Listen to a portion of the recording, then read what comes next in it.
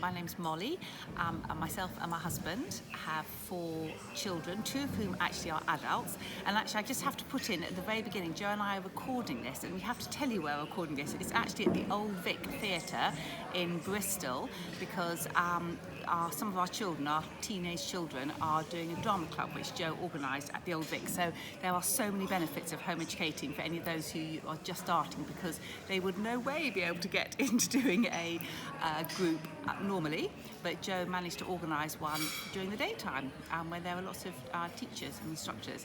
So anyway, this is this beautiful environment, which is actually the Old Vic Theatre. So anyway, shall I get back to the point?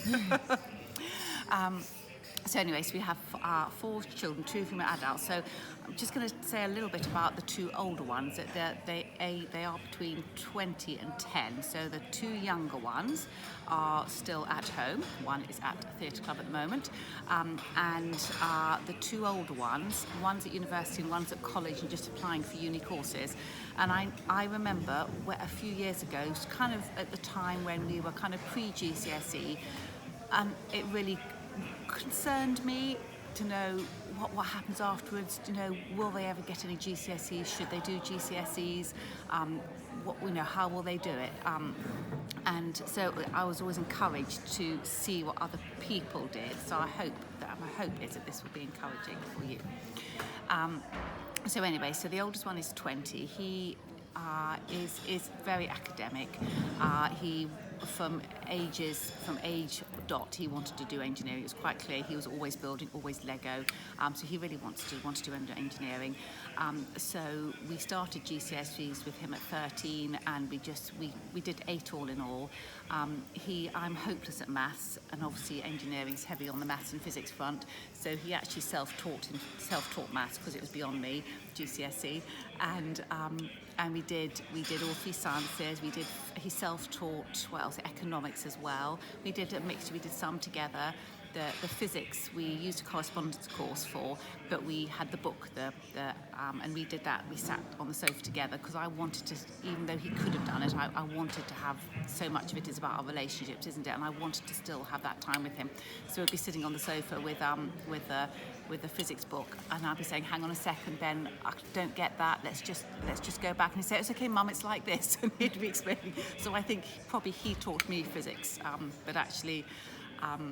He did very well. So he did very well in all those. He then went off to college, our local college, and did A-level in physics, maths, and further maths. And he got a place. He took a gap year, which actually ended up being the COVID year. So he was on furlough for quite a bit of it, working with a local engineering company. And then he's got a place at Bristol University. So he's actually now in his 2nd year at University of Bristol doing engineering. He got high enough grades in his 1st year exams to get onto the master's course. So he's now doing an integrated master's with a year in industry as well. So he does lots of other things as well. He's involved in various different societies, and he's quite into audio, and he's in a band as well. So he's definitely we're really proud of him. So he's great. So our 2nd son is equally amazing, and what I love about him is he's completely different. He's very dyslexic. He was a kind of little lad who just couldn't sit still for 2 seconds at a time, so he was always fiddling with all the work we were doing. We tried to do 2 GCSEs with him at home. I think in hindsight, I'm not sure actually if I would have done, because he's just so dyslexic. It was really difficult. So what we did with him is he went to our local college and they did an early college transfer, which meant that he did carpentry for a year. Sort of carpentry and joinery. And because he was a year younger than everybody else, they supported him very well. They supported him with his dyslexia.